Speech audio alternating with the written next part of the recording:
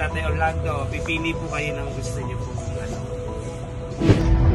So guys, meron po kaninang nagtag sa akin kasi na meron daw sa Barangay Maasim sa Ildefonso na isang matanda na parang tinulungan at in-upload. Hinahanap ko siya, dumaan ako sa Ildefonso. So nakita ko siya dito sa gawing Makapilapil, naglalakad eh. Buti na lang, eto siya. So eto siya guys. Tatay! Saan po kayo pupunta? Sa Maasim? Tatay, ikaw po yung kaninang in-upload. May tumulong sa iyo kanina. Ngayon po parang inag po yung pangalan ko para matulungan kita.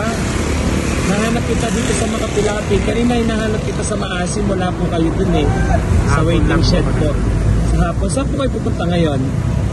Balik na po. Tatay, gusto mo sumakay ka na sa akin? Ako na bahala sa'yo, tatay. Mabait ako, tutulungan kita. Papakainin kita, tatay.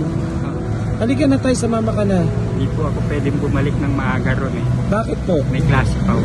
Saan po kayo magkaklase? May klase sa... Sa anong pong klase? Sa Maasim Elementary School. Tapos po? Sa gilid lang po ako nung natutulog. Oo nga po. Ako na po bahala sa inyo. Tatay, magtiwala po kayo sa akin. Sakay ka na dito para makapasyal muna tayo. Tapos, ako na bahala sa'yo mamaya. Ihatid kita doon, tapos kakain muna tayo. Halika na tayo. Huwag ka nang mahiya. Halika po. Halika na, sasakay po si tatay. Halika. Buti na, pampayan ko si tatay. Halika na tayo, para sakay po kayo. Pawis ako, sir. Okay lang. Sige po. Wala po kayong dalang damit? Magpalit po kayong damit para hindi po kayo matuyuan. Sige po. Tatay, pwede ba tayo magkwentuhan? Taga saan po talaga kayo? Marikina po. Paano po kayo napadpad dito sa Ildefonso?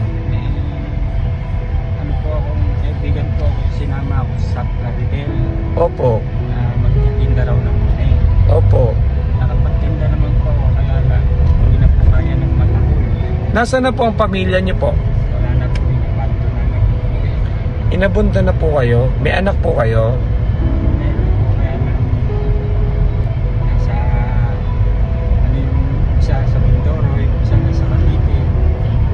Wala po kayong sariling bahay? Wala po. Hindi po ba kayo nahihirapan doon? Saan po? Na matulog sa isa eskwelahan? Doon lang po kayo natutulog sa eskwelahan?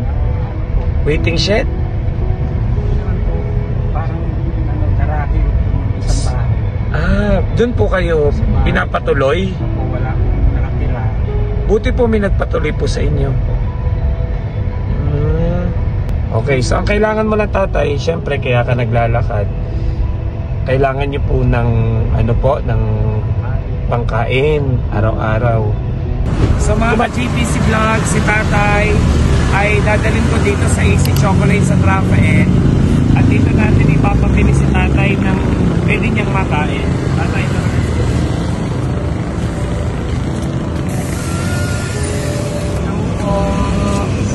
Tatay Orlando, pipili po kayo ng gusto niyo po kung ano.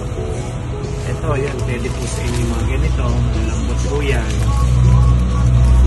Ay, pwede pang kape yan, sa kape.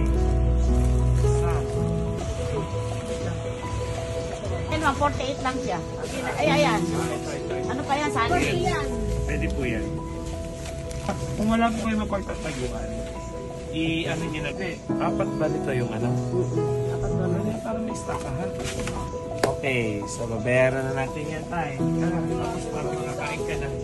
Sama mo, papansin. Yan ang madali na sobra sa kanya. Yan. Yan na. Okay. Ako, sali mo ko. Yes. So, shoutout mo, sir.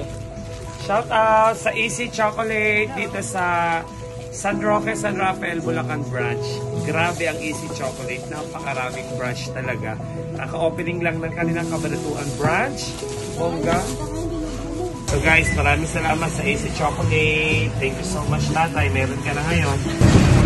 So guys, ngayon naman, siguro hanap ko lang ng pwede pagkain sa tatay. Papakainin natin para maiatid natin siya sa kanyang tinutuluyan. Let's go!